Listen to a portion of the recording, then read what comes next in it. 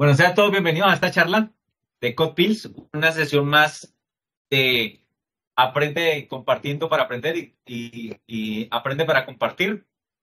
Hoy tenemos a un invitado muy especial, tenemos a Robert. Nuestro amigo Robert es de República Dominicana y hace parte del grupo selecto de la gente especial de República Dominicana que tiene, yo creo que es más del 60% de arroyo. Gracias, David. David, te queremos. Listo, Robert. Te cedo la palabra, hombre. Y bueno, bienvenidos a todos, muchachos. Bueno, perfecto.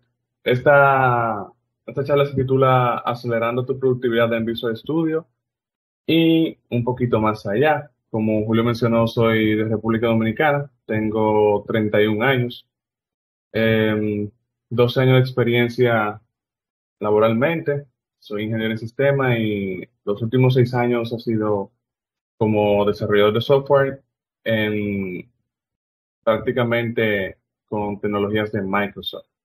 Entonces, vamos a ver un overview de esta charla. Básicamente son tips y consejos prácticos probados por mí que entiendo aumentan tu productividad en Visual Studio y quizá un poquito más allá de Visual Studio. Entonces, eh, no sé si ustedes han sentido alguna vez la necesidad de quitarle el teclado a alguien porque ustedes creen que tienen una forma más fácil o rápida de hacerlo. Entonces, digamos que básicamente es el motivo de esta charla, porque no quisiera yo quitarle el teclado a otra gente. Me Eh, sale, me suena. sí, porque digamos que todos tenemos la oportunidad de aprender todos esos trucos o tips. Entonces, eh, vamos a seguir. ¿Qué cosas, cuáles son los pain points o las cosas que nos causan dolor? Eh, Obstáculos en la codificación, ya sea manejando el IDE que manejamos o cómo hacer cosas de manera rápida y eficiente. Eh, lo que mencionaba, el dilema del pair programming, cuando alguien te quita el teclado, tú sabes que posiblemente es porque hay una forma más rápida de hacerlo y tú no la conoces. Y hay una sensación cuando se hace una tarea manual que es repetitiva, ya sea codificando, ya sea desgranando guandule o haciendo cualquier cosa repetitiva con las manos. No sé si ustedes lo han sentido. Se siente una sensación extraña en las manos. Y eso son parte también de esos pain points. Y los vagos somos así. Buscamos la forma más fácil de hacer las cosas. Y eso lo dijo Bill Gates, de que si yo busco una persona, bueno, que elegiría una persona vaga para hacer un trabajo duro porque sabe que busca una forma fácil de resolverlo o de hacerlo. Entonces, yo entiendo que lo primero que hay que hacer es conocer el IDE con el que uno trabaja, principalmente, al menos los backend developers utilizan, y más con la tecnología de Microsoft, utilizan Visual Studio, entonces hay que conocer tu IDE. Y algo que parece sencillo, pero que no todos conocemos, o que no todos conocen, son los code snippets. Visual Studio tiene bastante code snippet por defecto. Por ejemplo, para crear una clase, ¿no? Para crear una clase, una propiedad. Básicamente un code snippet es un shortcut con el que tú colocas una palabra clave, en este caso, por ejemplo, class, y das dos veces tab y te crea una porción de código que puedes utilizar. Lo hay para clases, propiedades, interfaces, constructores, un write-line de un console, un try-catch, un if statement, un for each, un do. Entonces, hay que conocer todos esos code snippets. Te va a agilizar el crearlo tú de manera manual. Entonces, con 2 segundos tú haces esto y quizás tú te tomas 10 segundos o un poquito menos haciendo esta porción de código por ti mismo. Microsoft tiene su documentación sobre todos estos code snippets y al final de la charla yo le voy a enviar un enlace con toda la referencia que estoy utilizando aquí. Entonces, aparte de los que tiene Visual Studio, tú puedes crear tus propios code snippets. Básicamente, un code snippet se define en un archivo XML, que tiene una versión y un tipo de encoding, y tiene un esquema definido que básicamente es ese enlace aquí que te dice qué significa cada cosa.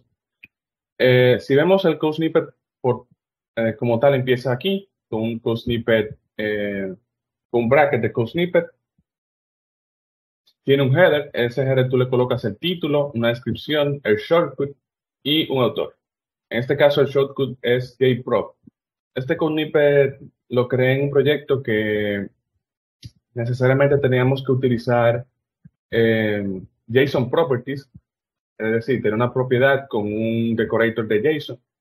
Y básicamente, si ven en la porción de código aquí, pueden ver que dentro de CData, que se abre eh, con esto que ven aquí, símbolo de mayor, etcétera, etcétera. Lo que ven dentro aquí es el código C#, que se define en el lenguaje, y lo que está entre símbolo de pesos o de moneda es lo que se va a reemplazar. En este caso, yo estoy creando un JSON property name. El property name del JSON está entre símbolo de pesos, una propiedad pública, tiene un tipo y tiene un property name. Todo esto que está entre símbolo de pesos se va a reemplazar. ¿Y cómo yo lo reemplazo? Bueno, con las declaraciones. JSON property name va a venir vacío, por lo que tú vas a colocar el nombre que tú necesitas. El tipo, por defecto, va a venir string, principalmente se usaba para propiedades string. Y el property name simplemente va a decir property name para que tú lo reemplaces por lo que tú desees. Y en los imports se declaran los using que tú vas a necesitar para tu código. En este caso, para utilizar este decorator de JSON property name, se necesita este namespace.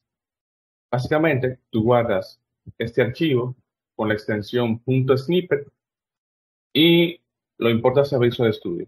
¿Cómo lo importa? Vas a Tools, Code Snippet Manager, le das a importar y él se guarda en tu carpeta de tu code snippets customizados. Entonces, esto es una ventaja. Cuando yo vi que yo tenía que hacer esto más de una vez, pues yo dije, no, yo no puedo estar agregando eso cada vez. Tiene que haber una forma de crear mi propio snippet. Y bueno, se creó este code snippet. Visual Studio tiene muchos shortcuts, bastantes, y no conocerlos yo entiendo que sería una desventaja. Vamos a ver algunos de ellos. Algunos son muy conocidos, otros no tanto. Con relación a debugging y running, F5, he visto gente que no sabe que F5 se inicia el debugging de una aplicación. El Ctrl-Shift-B compilas la solución completa. F9 pones o quitas un breakpoint. F10 das un paso en el código cuando estás debugueando. F11 entras digamos que a ver el código. Por ejemplo, si estás parado en un método y das F10, tú saltas ese método y no ves lo que hay por dentro. Sin embargo, cuando das F11, sí entras y debugueas dentro de ese método. En Perdón, cuanto a me interrumpo, navegación, Robert. Tenía sí. una preguntita por ahí. David, ¿qué ibas a preguntar de los snippets, creo? Ah, sí, pero como él siguió, bueno, pensé que iba a ser al Qué final. pena, qué pena. No, Te ibas me a puede preguntar interrumpir. si... Ujú. Ah, bueno, pues está bien, Es que chévere. no veo las manos levantadas, por eso no. Dale, yo te ayudo con eso, Robert, tranquilo. Perfecto. Ok, Cuéntame, la David. pregunta es, ese archivo que se genera local, bueno, local en el sentido de que si yo hago un pull request, eso no se va para ningún lado, se queda en mi computador. Exacto, tú lo tienes, si te fijas, esta es la ruta. Se queda en tus documentos, Visual Studio 2022, Ah, ya, Code dale, dale. Snippet, etcétera, etcétera. Sin embargo, tú Ya, puedes ya. compartirlo si deseas Eso te iba a compartirlo con tu decir. equipo. Exacto. Se puede compartir si deseas compartirlo con el equipo. Está Tú bien. lo puedes compartir y lo puedes volver incluso parte de las técnicas y prácticas de tu propio equipo para que lo puedan Exacto. reutilizar todos los demás. Listo, Exacto. Robert. Gracias, David. Continuamos. Entonces, en navegación, F12 te lleva a la definición de un tipo. Es decir, si tú te paras, por ejemplo, en la interfaz o en la clase control base y tú quieres saber cómo está definido control base, tú vas a control, le das F12, colocándote encima del nombre y vas a ver la definición. Y esto lo puedes hacer con muchos tipos propios del framework y con tus propias interfaces y demás. Control F12 se va a la declaración del tipo. Es decir, si yo tengo una propiedad privada y la estoy viendo en la línea 20, si yo le doy a control F12, voy a su definición, que posiblemente está encima del constructor. Entonces, sirve para eso. Shift F12 busca todas las referencias. Por ejemplo, si tú tienes una interfaz que tiene varias implementaciones, tú das Shift F12 colocado el cursor encima de esa interfaz y vas a poder ver todas las clases que implementan esa interfaz. Si le das control menos, navegas hacia atrás en cuanto a tu desplazamiento. Es decir, si por ejemplo tú estabas parado en tu interfaz, le diste F12, fuiste a tu definición. Si le das control menos, vuelves a la declaración de esa interfaz. No sé si me di a entender. Pero básicamente navegas hacia atrás en cada Sí. lugar que estuvo el cursor. Eso te voy a decir, en donde tú has saltado de una a otra. Exacto. Hay importante que de pronto se tiende uno a confundir es, las que están arriba son temas de navegación dentro de la ejecución, es decir, entrar a la función, saltar a la función. Sí, Y esto la de abajo es navegación en el código. El de arriba es cuando hago debug y de abajo es cuando navego en el código que dice, ok, ¿quién llamó a esta función? No sé qué. Yo cuando salto de pronto hacia adelante, quiero devolverme, ay, vení, y esto dónde fue que lo llamé y devolverme la anterior, sobre todo cuando tengo interfaces que se comparten. Entonces necesito volverme no a la inmediatamente superior, sino justo en la anterior que estaba. Ahí es donde sirve el control menos. Sí, muy importante. el control coma básicamente te funciona para navegar en todo el código.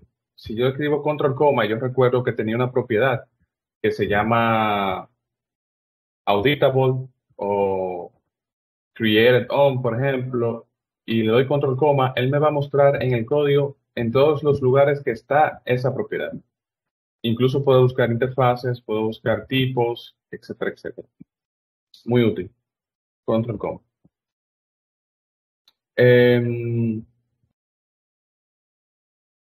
Hay más shortcuts. Control K, Control C, muy famosa para comentar código. Control K, Control U para descomentar. Control MO para colapsar todos los bloques de códigos que tiene. Por ejemplo, tienes una interfaz que aplica 5 métodos o una clase, ¿verdad? Que está implementando 5 métodos. Tú le das Control MO y se colapsan todos. Así puedes ver los nombres de cada uno de los métodos. Se colapsa hasta Control, el nivel de la definición. ajá. Control M, Control L, expande todo. Control W cierra. No. Control W sí. Control W selecciona la palabra actual.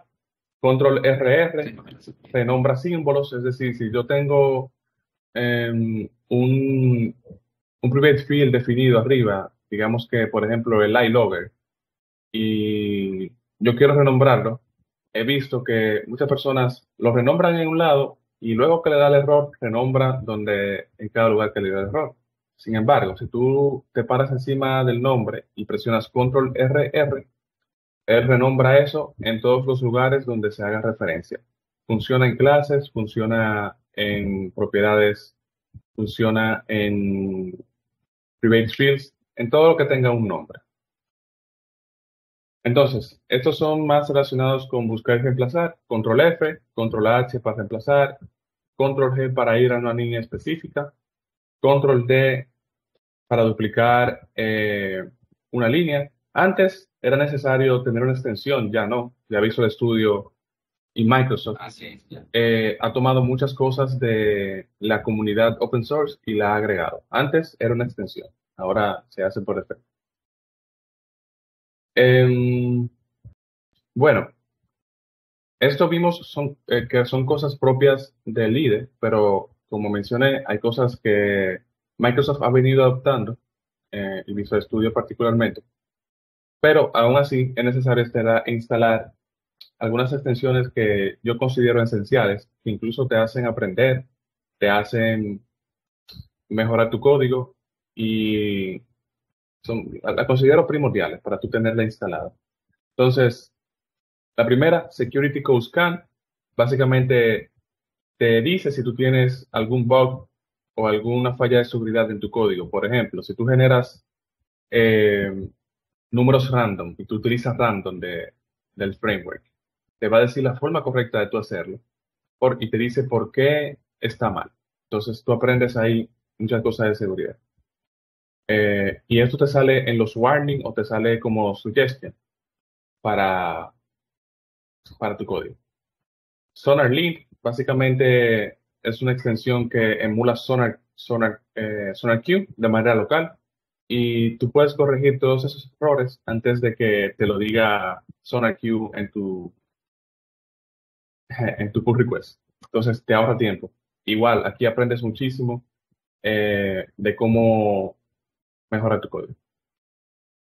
Namespace Fixer ya no es necesario, ya Visual Studio lo hace por defecto.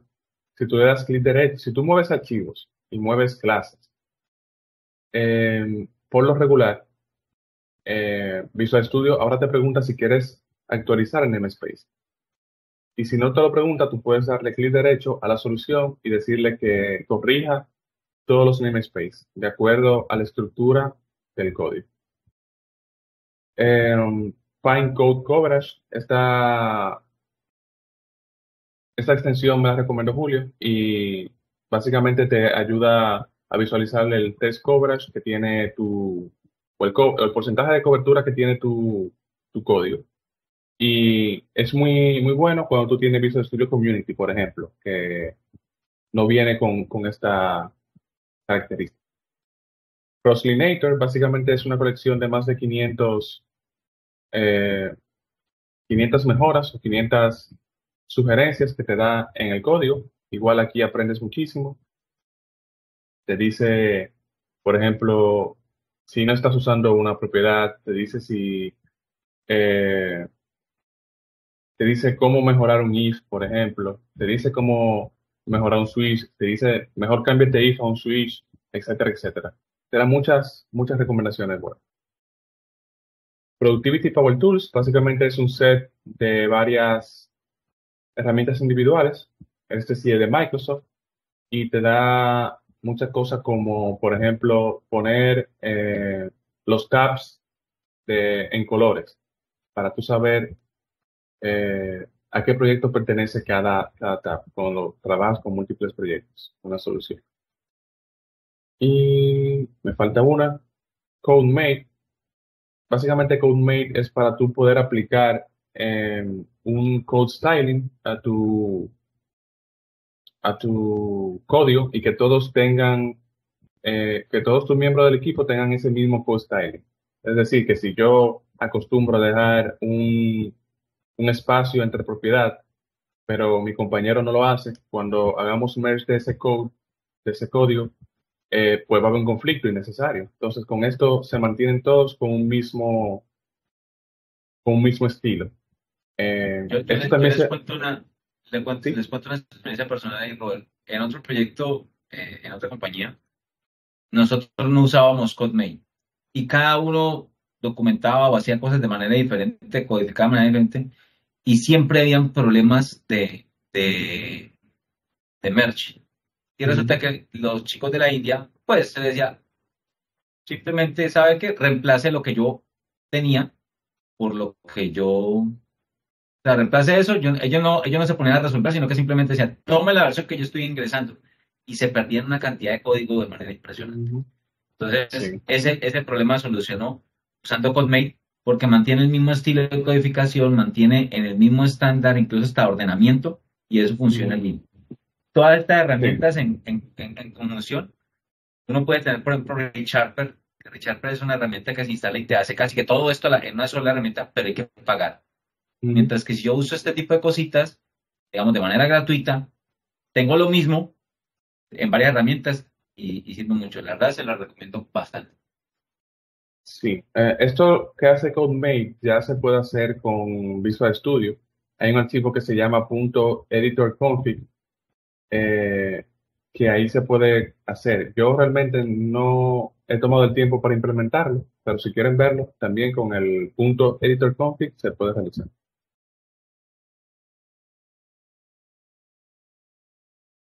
Um, yo les tengo una pregunta. ¿Con cuántos pasos, si ustedes quieren abrir Git, la consola de Git como tal, en, en el IDE, ¿con cuántos pasos ustedes lo hacen? ¿O cómo ustedes lo hacen? Con un comando, ¿no? Con control, con mitad. Punto. Control J. ¿Control cómo? Ahora en línea de comandos. La de Git, por ejemplo. Porque yo sé que Eso, la de PowerShell, Git. No PowerShell, no la de tú- PowerShell, ni la de Git.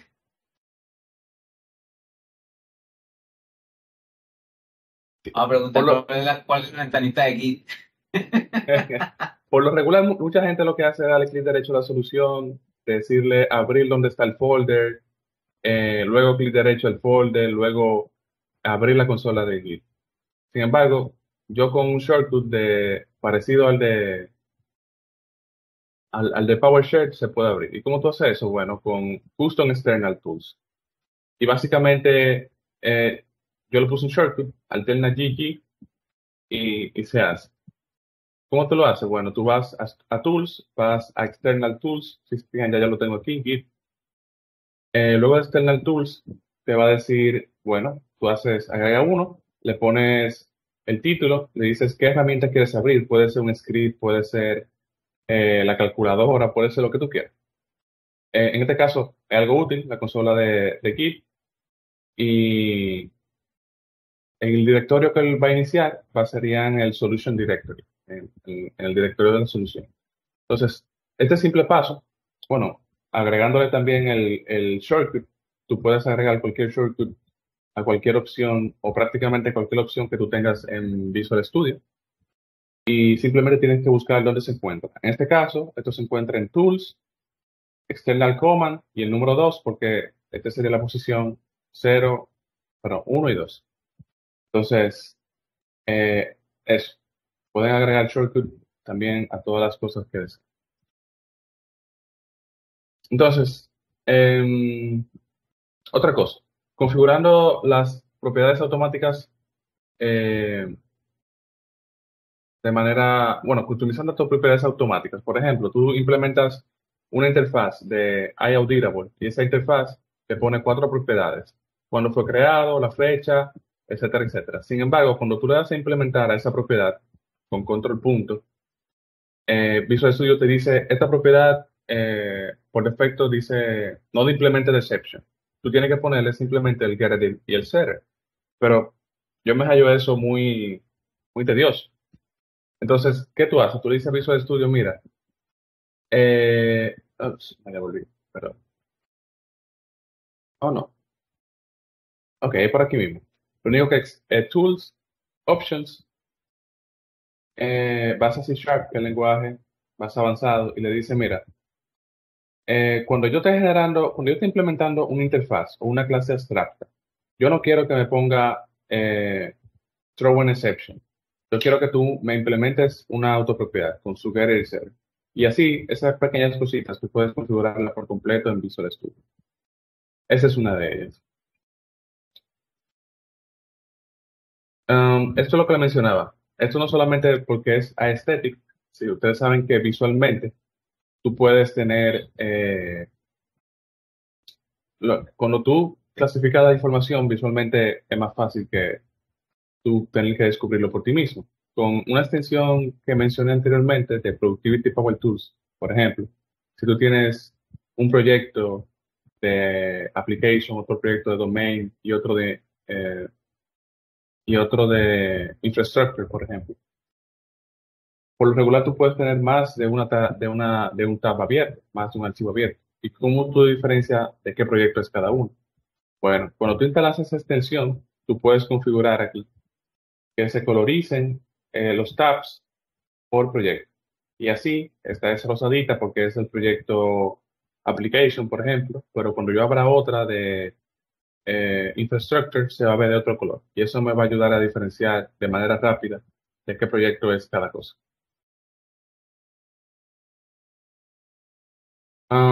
Estos son code styling que se pueden definir también. Y por lo regular, Visual Studio, no sé por qué, porque es una convención propia de Microsoft.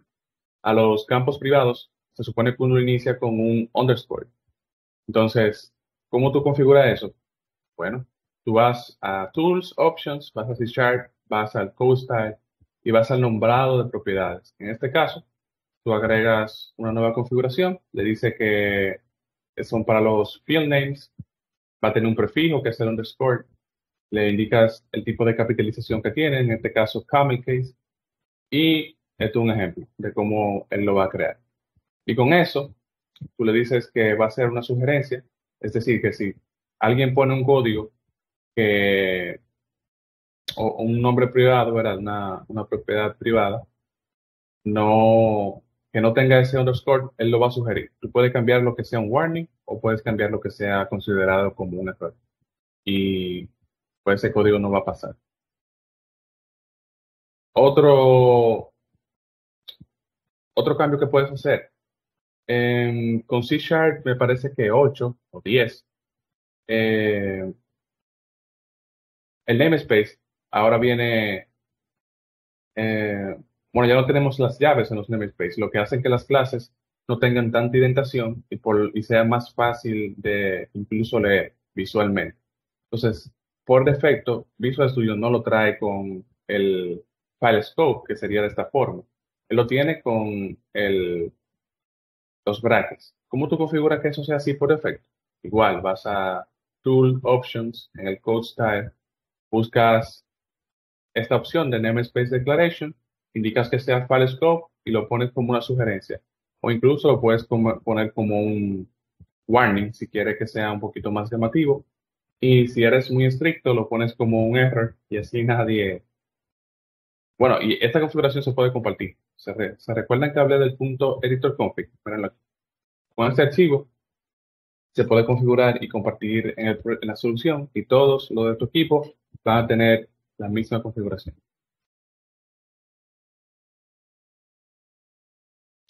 Ok, entonces lo que viene de ahora en adelante son algunos tips fuera de Visual Studio. Este específicamente es para revolucionar tu terminal y que crean que tú eres hacker. Entonces, tu terminal, aparte de que se ve más bonita y van a creer que eres hacker, te va a dar información importante, como por ejemplo, si tú estás en un repositorio de Git, te va a decir en qué rama estás, cuántos cambios tienes por subir, cuántos cambios tienes actualmente que no has hecho commit, etcétera, etcétera. Entonces, esto, aparte de que se ve más bonito, tienes información útil. Si estás configurando, por ejemplo, algo con Kubernetes, también te lo muestra. Te dice en qué contexto estás. Te dice la versión del framework que estás utilizando. Te dice la versión de Node.js que estás utilizando, si estás en un proyecto Node, etcétera, etcétera. Entonces, me parece muy útil. Eh, Igual, yo le voy a pasar todos los enlaces y todas las referencias de cómo ustedes pueden hacer todo esto. Esto es algo súper simple, pero que viene con Windows y no todos lo conocen. Cuando tú estás copiando texto, pegando texto, tienes que devolverte a copiar lo que tú ya tenías copiado. Sin embargo, si tú le das Windows V, tú vas a activar el historial del clipboard que tiene Windows por defecto. Y, bueno, aquí te toda la información, pero esto básicamente el historial de el texto que tiene copiado y a mí me parece más sencillo darle Windows V que tener que ir a la otra ventana, pasar a la pestaña que yo tenía, copiarlo, cuando ya yo lo copié anteriormente. Um, Otra cosa es tener escritorios virtuales que te permite enfocarte, tener las cosas organizadas. Por ejemplo, para dar esta presentación, yo creé un nuevo escritorio virtual y simplemente tengo aquí Teams que estoy utilizando y la presentación. Y así no me desenfoco con otras cosas. Y nada, básicamente hay unos shortcuts para activar esto. Tú das Control Windows T, se crea un nuevo escritorio. Te das Control Windows a la flecha a la derecha y izquierda, te mueves entre escritorios. Y es una opción muy interesante que, como mencioné, te ayuda a mantenerte enfocado. En- Como le mencioné también, Visual Studio, pero Microsoft, al abrirse a open source, a adoptar muchas cosas de open source, ha traído muchas herramientas de varias personas, de varios desarrolladores, y la ha puesto en una sola, que se llama PowerTools. Si tú instalas esta herramienta, vas a tener muchas herramientas internas, como por ejemplo, que una ventana siempre se mantenga arriba, que el computador no se apague, que puedas tener un color picker, que puedas distribuir las pantallas de una forma ordenada, que puedas ver, por ejemplo, Markdown en tu explorador, que puedas eh, cambiar el tamaño de imágenes, que puedas, ¿qué otra cosa? Renombrar archivos de manera masiva, que puedas tener una regla para tu pantalla, que puedas extraer texto, es decir, hacer OCR de manera nativa en Windows, entre otras opciones.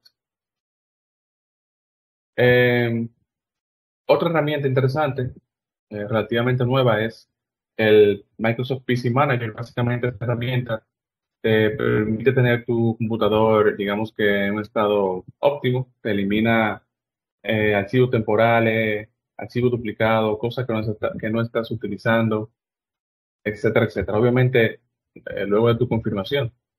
A mí, por ejemplo, la primera vez que lo corrí en mi computador personal, me eliminó 24 gigas. Entonces, creo que sirve para algo. Em, Otra herramienta interesante de Microsoft es el Windows Sandbox, que básicamente es una máquina virtual desechable. Si tú abres esta máquina virtual y quieres probar una herramienta nueva, quieres probar un servicio, un feature, algo que descargaste y eh, tienes tienes duda de su procedencia, entonces esto es un sandbox, esto es un espacio cerrado eh, que se destruye toda la información, inmediatamente cierras esa máquina virtual, por así decirlo. Entonces, es bastante ligero, simplemente se activa en, como un feature de Windows y listo. Me parece una herramienta bastante útil también. Eh, Scripts. Básicamente, si yo hago algo más de una vez o más de dos veces, trato de automatizarlo. Y todo lo que uno puede hacer por interfaz gráfica se puede hacer por lo regular por líneas de comando. Entonces, esto era un simple script que utilizaba en mi trabajo anterior para simplemente colocar mi IP en, en el firewall de, no, era SQL. Sí, era SQL.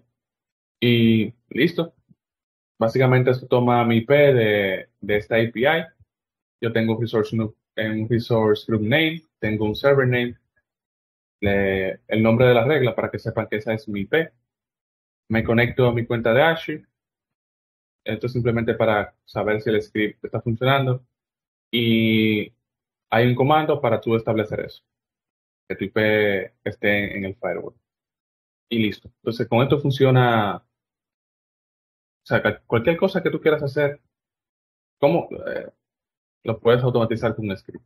¿Cómo yo hacía antes esto? Bueno, si cambiaba mi IP porque reiniciaba mi router, yo tenía que entrar a Azure Portal y al servidor de SQL y a la sección de firewall, agregar mi IP.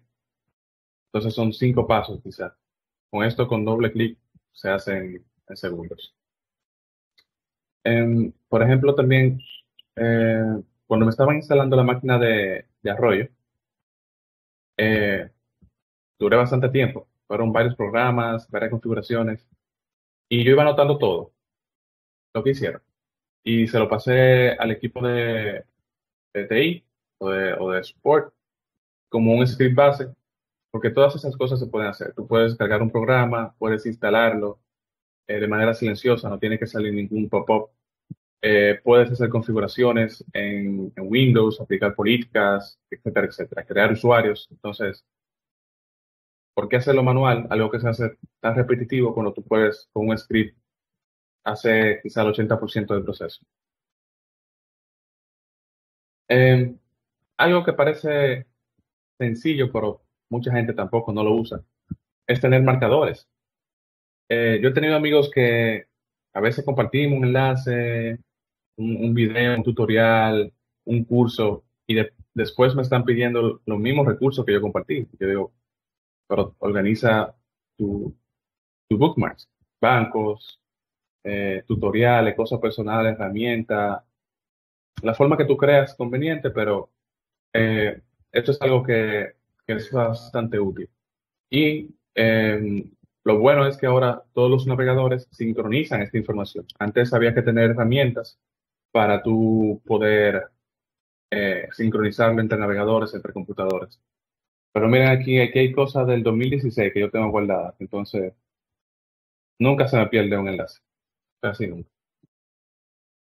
Eh, Y una Otra cosita cosa, importante, en Chrome, por ejemplo, si sí, ustedes lo guardan, yo lo guardo en mi sesión para mi usuario, y ustedes entran en Chrome en otra máquina, que no es la suya, y se loguean con su usuario de Gmail de Google, Google, automáticamente le sincroniza en esa máquina todos sus marcadores. Entonces ahí los pueden también trabajar rápidamente, y si sí, se loguean, creo que se los quita, no me acuerdo ahí si se los quita, pero sí es muy bueno por eso. sí. Esta es otra, aparte de que hay que tener un inventario financiero, es decir, no sé, hay algunas personas, principalmente hombres, que esconden las finanzas a las esposas y a las familias, pero depende, si tú eres organizado, tú puedes hacer tus testamentos, porque son cosas importantes, puedes tener un inventario de dónde tú tienes dinero, dónde tú tienes cuenta, y si tienes una persona de confianza, pues que tenga acceso a esa información. Porque he visto casos que hay personas que tienen que ir a la morgue con el teléfono en mano a ponérsela a su pariente muerto en el dedo porque no se saben la contraseña y no tienen acceso a nada. Entonces, creo que vale la pena tener eso. Y algo tan sencillo como eh, cuando alguien te quiere, cuando alguien te tiene que pagar. Por ejemplo, si yo le debo un dinero a alguien y le digo, dame tu número de cuenta, me mandan una imagen y yo digo, óyeme, y si yo me equivoco copiando esos números, tú no vas a cobrar. Entonces, a mí particularmente, yo tengo toda la información de mi cuenta. Tú me vas a pagar, mira, yo te doy toda la información necesaria para que tú me pagues y para yo estar informado de que tú me pagaste. Eh, este otro bastante importante.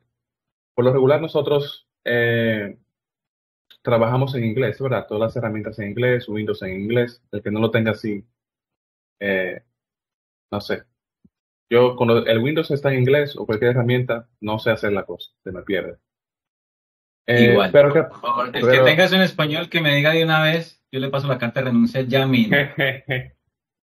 sí, pero a veces escribimos en español, o muchas veces trabajamos con equipos en español. Entonces, ¿qué tú haces para poner la ñ, las tildes? Cambias de teclado, pero si tú usas el inglés de Estados Unidos internacional, te permite eh, poner ese tipo de cosas con el alterna derecha de tu teclado. Si se fijan, sus teclados tienen un alterna izquierda y un alterna derecha. Si tú tienes esta configuración y presionas el alterna derecha y, por ejemplo, la N, te colocará una N. Si presionas la alterna derecha y la A, te colocará la A con acento. Entonces, es más fácil que tú cambies el teclado. Otra cosa que te puede ayudar es la técnica de Pomodoro. Básicamente, una técnica de enfoque que tú trabajas de manera enfocada 25 minutos y luego tienes 5 minutos de descanso para pararte, beber agua, mirar a lo lejos, coger un poquito de sol. Y yo trato de llevarlo, no siempre lo hago, eh, pero siempre trato de volver a llevarlo. Y la verdad es que aumenta un poquito tu productividad. Hay herramientas que tú lo puedes hacer online, hay herramientas que lo instalas en tu equipo, pero eh, sí que te puede servir. Otra cosa es, como nosotros trabajamos con equipos distribuidos en diferentes ciudades, por lo regular es difícil, o a mí se me hace difícil manejar los usos horarios o las zonas horarias. Entonces, el mismo reloj de Windows, tú puedes agregar las ciudades de todos los equipos o de todas las personas que trabajan en el equipo y tú sabes su hora. Y así, por ejemplo, aparte de que el calendario te ayuda a no ponerle una reunión en su hora de almuerzo, lo vas a tener aquí presente. Y si le das a este botoncito, vas a poder comparar con horas específicas. También hay herramientas que la puedes colocar en el navegador, pero estas vienen con Windows en el reloj. Estos son shortcuts en Azure DevOps. Aquí están listados básicamente para tú desplazarte. Hay uno que no Robert, está en la... por ahí hay una, ¿Sí? Hay una manito pregunta, levantada, Robert. Melissa está preguntando. Hola, Robert.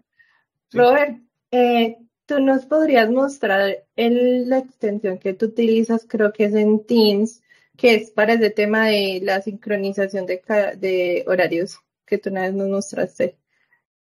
Yo no me acuerdo Sí. si esta es la misma o otra, donde nosotros podíamos organizar para ver los horarios de todos los equipos. Sí, justo la que presenté es el reloj de Windows. Básicamente tú vas a Workload y puedes agregar una ciudad, por ejemplo, en India, Nashville, por ejemplo. Nashville. Nashville, espérense. Y aquí se me agrega Nashville. Ya yo sé que Nashville está 2 horas por debajo de mí. Y si quiero comparar, por ejemplo, quiero una reunión a esta es mi hora local, a mis 4, sé que son las 3 de Bogotá, sé que son las 3 de Lima, las 2 de Nashville, las 2 de México y las 5 de Paraguay. Pero si la quiero poner a las 5, yo digo y pienso, bueno, en Paraguay son las 6, seguramente que ya él terminó su horario. Entonces, eso te ayuda a tener una idea de cómo, del horario de tu equipo. No sé si eso responde a la pregunta, Mel. Sí, esa era. Lo que pasa es que yo la había confundido y pensé que era pensé que era una parte de Teams, pero no, ya me queda claro que es esa. En Teams, Melissa, cuando tú haces la invitación, tiene una opción arriba, similar a esa, para hacer la comparación. Y tú pones, por ejemplo, todos los attendees que van a estar en la... Ah, bueno, dale ahí en vivo. Ajá. Tú Por ahí ejemplo, donde dice... Exacto, tú agregas los attendees. Y... Steve, por ejemplo, que está mira, en dale... Guatemala. Ajá, dale schedule Assistance, la segunda pestaña, arriba. Ok, perfecto. Ahí tú ves lo mismo que tú mostraste. A todo el que tú agregaste, te sale la hora en el que está, la hora que está disponible. Y eso mismo que tú mostraste lo puedes hacer ahí desde el Teams antes de hacer el La invite. invitación. Perfecto. Exacto. No conocía esto. Lo voy a agregar al catálogo. Ni yo, lo conocí en estos días apoyando. Estaba haciendo una invitación con uno del equipo y nos estábamos volviendo locos con la hora. Y dije, dame un segundo, que en Teams tiene que haber algo. Y ahí lo vi. Sí. Excelente. Básicamente estos son los shortcuts de Azure DevOps. Hay uno que no está documentado, pero que me lo enseñó mi líder anterior. Y me gusta mucho porque si tú le das a F4 cuando estás revisando un pull request, mientras selecciona un texto, puedes dejar un comentario. Entonces, como yo dejo mucho comentario en los pull requests, y como me dejaban mucho comentario a mí también, me tuve que aprender ese shortcut. Hay otra herramienta que me parece bastante útil, es cuando tú estás administrando Azure DevOps, perdón, sí, como Project Manager en Azure DevOps. Si tú creas un query, tú tienes la posibilidad de abrir ese query en Excel y te permite administrar de manera más fácil en Excel, crear historias, renombrar historia, ponerle estado, asignársela a personas de manera masiva. Por ejemplo, imagínate que ya tú tienes 30 requerimientos que se levantaron al inicio del proyecto. Aquí tú puedes fácilmente organizarlo por épica, por feature, historia, y cuando tú termines, simplemente le das publicar y eso se va a actualizar en tu Azure DevOps. Para eso es necesario tener varias herramientas instaladas. Como le mencioné, también le voy a enviar todos los enlaces y documentación de cómo se hace todo esto.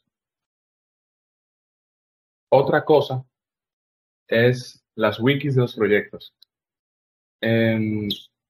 Por lo regular, o al menos en mi experiencia, no todo el mundo o no todos los equipos utilizan la wiki. Sin embargo, me parece algo bastante útil y que resuelve mucho. Cuando me preguntan algo a mí, yo no quiero tener una reunión, tú sabes. Yo lo mando a la wiki. Mira, eso está documentado en la wiki. Si falta un paso, tú me dices. Si te falló algo, me dices, lo vemos juntos y lo actualizamos. O si tú descubriste qué es lo que falta, documentalo tú mismo en la wiki. Entonces, me parece una Es, herramienta bastante útil. exacto, que lo documenten, ¿no? Que ve, te falta el pan, no, parce, añádalo. Exacto. Por ejemplo, esto es un proyecto que yo participé. De tu local environment, ¿qué tú necesitas? ¿Cuáles son las herramientas esenciales, las recomendadas? La de esto, configurar el frontend, configurar Nginx, configurar Azure Storage. Entonces, es lo mismo. Si yo hago algo una vez y sé que pueden entrar miembros nuevos al equipo o que alguien necesita eso, yo lo documento y cuando me pregunten, pues no tengo con ninguna reunión, no tengo que explicarle yo, que obviamente si no entiende con la documentación, o hay que mejorar la documentación, pero con gusto también yo le explico. Pero si está ahí, mejor usted utilizarlo, ¿verdad? Esta la aprendí de Scott Hanselman. Básicamente es tener una regla en tu inbox. La regla principal es que tener una carpeta adicional y tener una regla que si te ponen en copia, se supone que no es dirigido a ti, quizás no requiere la misma importancia que lo que llega a tu inbox. Y las otras son porque en verdad me llegaba mucho correo de Yammer, de Viva, de Teams, de invitaciones, de Azure DevOps. Entonces quería separar eh, y no distraerme con los demás. Entonces, lo que me llega a mi inbox, estoy pendiente a eso. En copia también estoy pendiente. Azure DevOps porque hay que realizar algunas acciones y invitaciones. Lo demás es simplemente para sacar y no distraerme con ese tipo de cosas. Y además que me abruma ver 50 correos ahí sin leer. Eh, pero algunos no son, digamos que tan importantes. Que así tú sabes priorizar y evitas distracciones. Entonces, nada, básicamente esos fueron todos los tips. Vamos a ver simplemente una recapitulación. Vimos el poder de los code snippets y que tú puedes crear tus propios code snippets, los shortcuts de navegación en Visual Studio y que tú puedes crear tus propios shortcuts. Puedes, bueno, las extensiones que vimos que son bastante útiles para ayudarte a hacer código más bonito y más, digamos, menos code-smart. External tools que puedes agregar, herramientas como Git, scripts, etcétera, etcétera. Cambiar algunos comportamientos que son por defecto en Visual Studio. Básicamente eso, fuera de Visual Studio hay bastante, lo que acabamos de ver. Y hay algunos que yo no mencioné, pero, por ejemplo, tener un password manager. Si tú tienes la misma contraseña en todos los lugares, tú sabes, un fallo de seguridad. Entonces, tú tampoco te vas a recordar de esas contraseñas. Por eso es interesante tener un password manager para eso. Esto dudé en ponerlo aquí, pero algo tan simple como tú organizar tu llave. Por ejemplo, mis llaves yo las tengo organizadas en el orden en que entro a la casa. Parece estúpido, pero cuando tú estás entrando a la 1 de la mañana, quieres entrar rápido, por si, por si te atracan o te asaltan. Entonces, Parce, Es yo mejor pensé tener que yo era el eso. único, yo pensé que yo era el único geeky que hacía esas maricadas, güey. De hecho, hago Es exactamente lo mejor, mismo. sí, sí. Yo Hay lo que tengo, tenerse organizado. yo tengo un llaverito donde tengo las llaves de la parte de afuera de la casa y las llaves donde están las de la casa. Y están en el orden. La primera negrita es para tal puerta, la otra para tal puerta, ¿verdad? Claro. Yo pensé que era yo solo.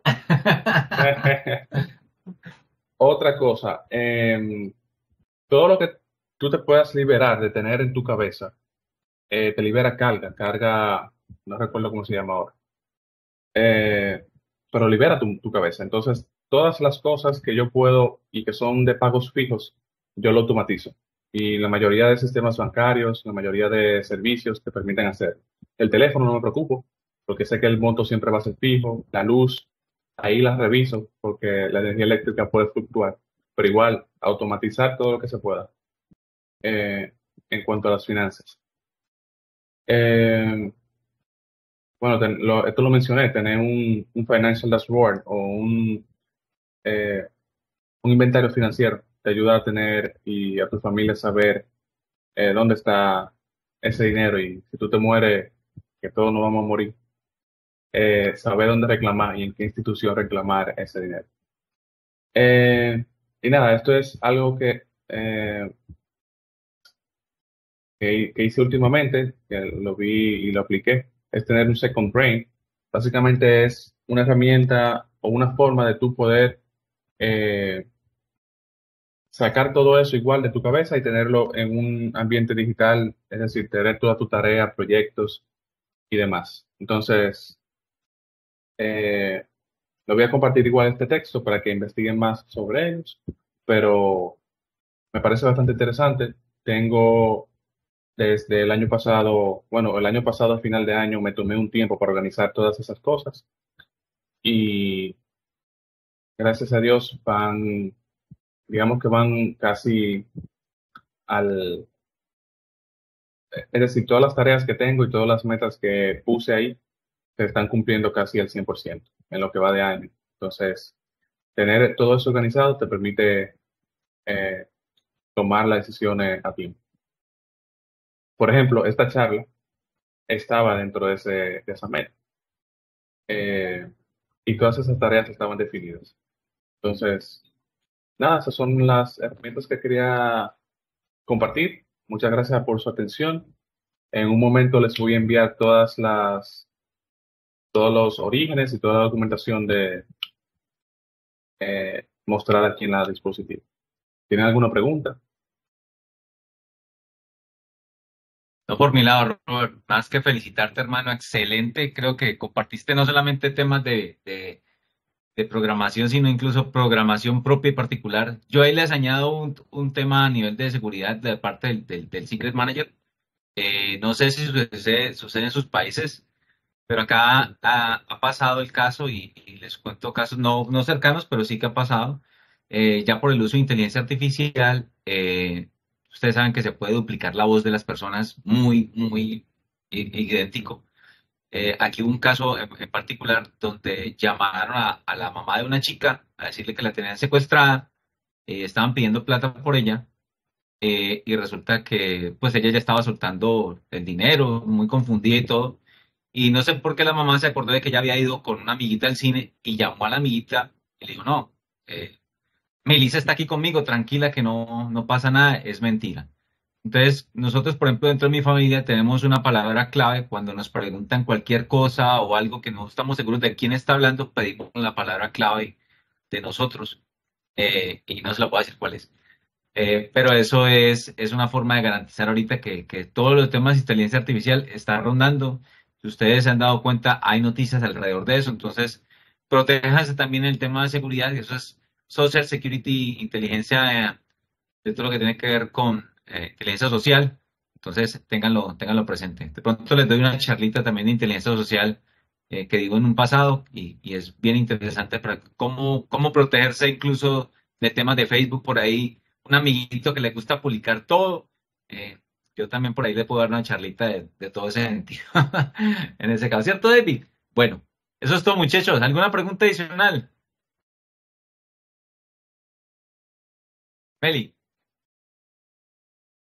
Hola, bueno, creo que más que preguntas es darle las gracias por el espacio y en especial a Robert por todos esos tips. Yo soy una de las que más se ha visto beneficiada por la comunicación que tenemos en el equipo, de ese conocimiento, de esas cositas que tiene Robert que lo vuelven a uno menos manual y más práctico.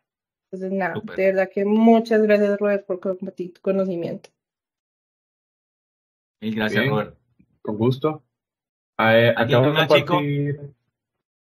Acabo de compartir las notas Excelente. y ahí están toda la información. Cualquier duda me Vale. pueden escribir también. Excelente. Yo voy a tratar de subir esto como un adicional al video, ¿listo? Que se publica en el canal de YouTube. Por si no lo sabían, todas las charlas, la mayoría de las charlas, se suben al canal de YouTube de Arroyo, para que ahí las puedan, si alguno se perdió esta charla, la puede repetir, y también se puede poner sus comentarios ahí para que nos ayude también a crecer comunidad y compartir este tipo de charlas.